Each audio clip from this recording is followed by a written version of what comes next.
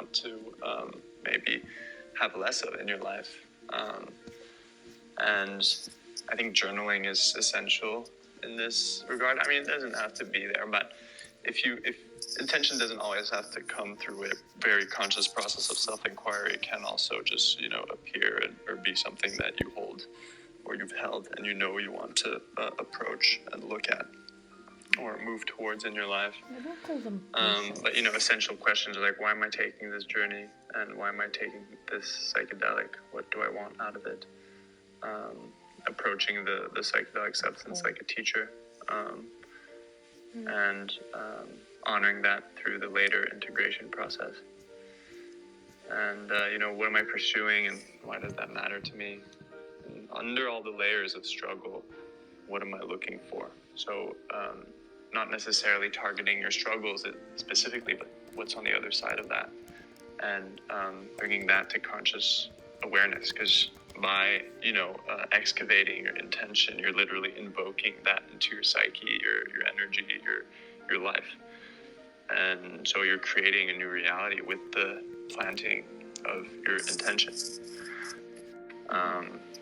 And if you get clear on that before your journey, you're priming yourself and your nervous system for the journey as well. You're giving yourself something to ground in and anchor in, especially during those difficult, turbulent parts of the experience, which are, I think, they're unescapable. They don't always happen, but they definitely do at some point down the road. Psychedelic experiences aren't always,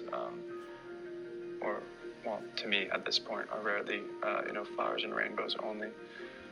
And so having a strong intention lets you, have something to hold on to and to come back to. Not hold on to, that's not the right word. You don't want to hold on actually at all, but just something to come back to and remember when you need to.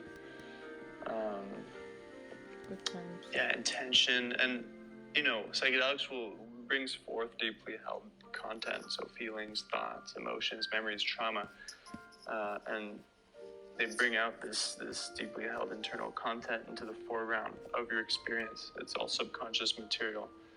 So if you're working with something that's active and alive for you, you set your intention around that, whatever that might be, you're aligning yourself in the direction of that, and the psychedelic will help you work on that, or with that.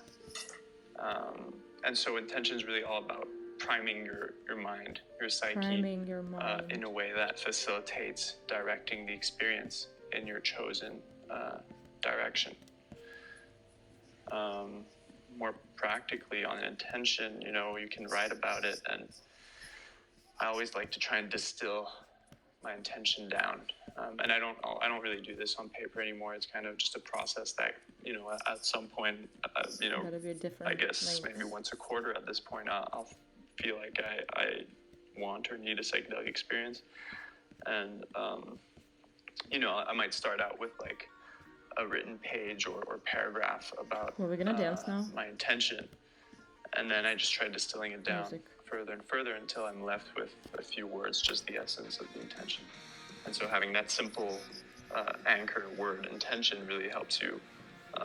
It's something easy to remember, and something easy to connect to. Because if it's too long, if you have a whole page as your intention, then that's not something that's so easily connected to. Whereas if you have a word or two, or three, then that's something you can constantly recall into your day-to-day life on your way to having your experience. And on the day of or during the experience, you can recall those few words whenever you want. An intention isn't an expectation. Some people will set expectations for their experiences, and I find that very common amongst people who are new to psychedelics. They have an expectation of how they want it to go, and kind of connect that to their intention. But it's important to make a difference between expectation and intention, because you don't want to have any expectations for your experience, for your journey. The trip will... Could you briefly... Go ahead.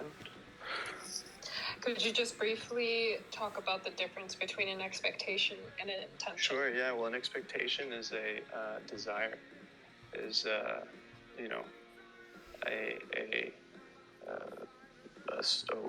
desire for how we want things to go. And if we set an expectation, then we're setting ourselves up for disappointment, because never have psychedelics really given me what I expected. And so I've really learned to not expect anything from them, because it's always a surprise. Whereas an intention is everything I've just explained. Yeah, an expectation is really a desire for how we want things to go. And so it's that core desire. And I think eliminating desires on our way towards a trip is a good way to prepare for the experience. Or you eliminate them right in there. For example, I want to hallucinate and see patterns and different visual abstractions during the trip. Like that would be an expectation, right? Like that's something that I always see with other people. Yeah. Is like really wanting a visual trip, you know, and it's like when they don't have it, then, you know, expectations lead to suffering, and, you know, and then it kind of defeats a little bit of the experience. But yeah, keep going with what you're saying. Just wanted to make that distinction. Yeah. What else? Yeah, an expectation. Yeah, I think, well, you know, in the end, an intention really answers why am I doing this? And yeah, it's much easier to surrender to the experience if you have a strong intention with you, if you have a strong why, you know. Because if you're in the midst of suffering or pain and during your experience, or, you know, turbulence, confusion, whatever it is, a strong why will help guide you out of that.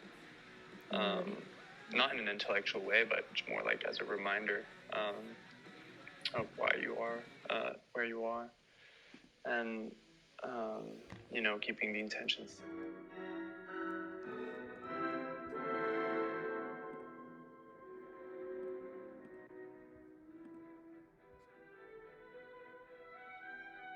Oh, that's it, right?